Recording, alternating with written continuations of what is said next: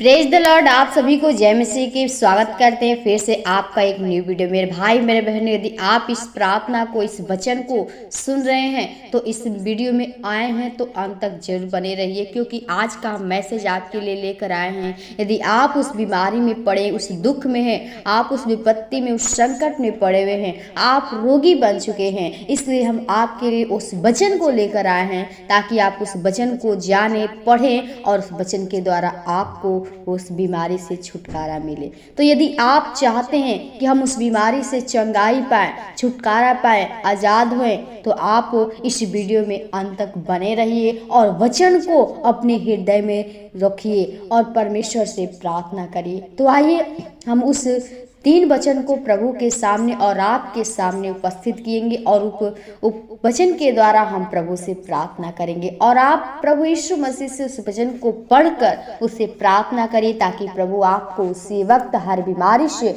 हर दुख तकलीफ से आजाद करेंगे। तो आइए हम वीडियो को शुरू करते हैं।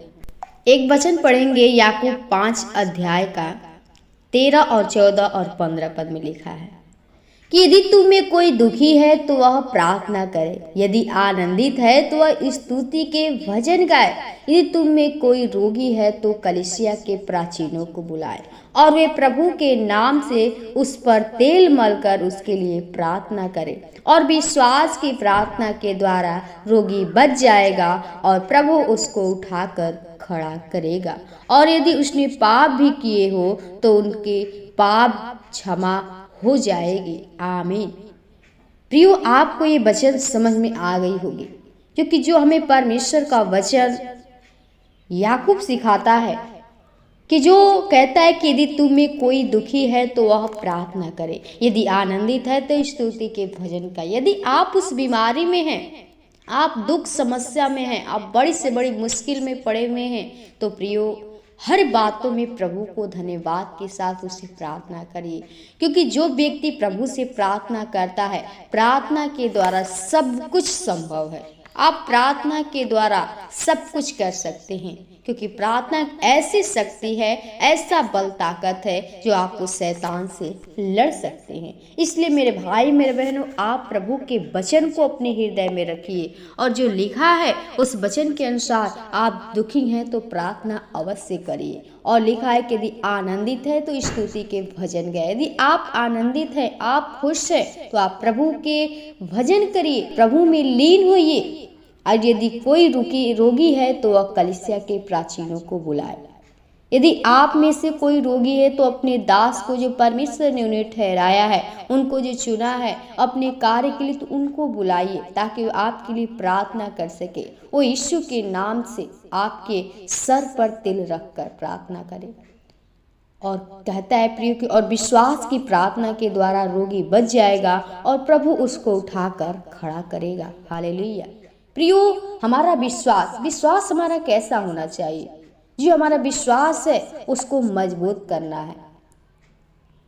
तब हम क्या होंगे कि हम उस बीमारी से आजाद होंगे, उस दुख से बचेंगे, उस रोग से बचेंगे। क्योंकि आप जानते हैं कि जो स्त्री थी वो 12 वर्ष से उसके लहू बहने का रोग था, लेकिन उसका जो विश्वास था बहुत मजबूत था।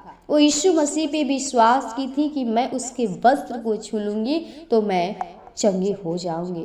और प्रियो, उसका जो विश्वास था, उस विश्वास के द्वारा वो चंगी हो गई। यीशु मसीह के वस्त्र छूते ही उसका जो लहू बहना था वो रुक गया। तो आप प्रियो अपने जीवन में प्रभु का जो विश्वास है दृढ़ करिए, मजबूत करिए और विश्वास के साथ उसे प्रार्थना करिए। प्रभु आपको उस रोग से, उस बीमारी से आपको बचाएंगे।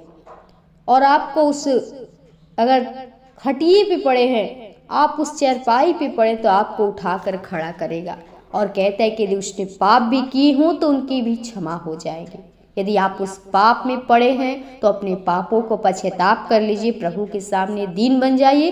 प्रभु आज ही आपको उस पाप से आजाद कर देंगे, आपको एक आनंदित जीवन देंगे। तो इसलिए प्रियो, आप लोग प्रभु से हमेशा हर बातों के लिए प्रार्थना करिए कि प्रार्थना ही हमारे जीवन का उत्तम मार्ग है, जो प्रार्थना के द्वारा सब कुछ संभव है। इसलिए आप प्रभु से हर बातों में प्रार्थना करिए। एक बार नहीं, 2 बार नहीं, 3 बार प्रभु से प्रार्थना करिए, तो प्रभु आपकी प्रार्थना को जरूर सुनेंगे और आपको हर समस्या से बाहर निकालेंगे। इसलिए प्रियो, आप लोग प्रभु के वचन को अपने हृदय में रखिए और प्रभु से प्रार्थना करिए। तो वचन को हम यहीं विराम करेंगे। तब तक के लिए आप सभी को जय मसीह की। प्रभु आपको आशीष दे।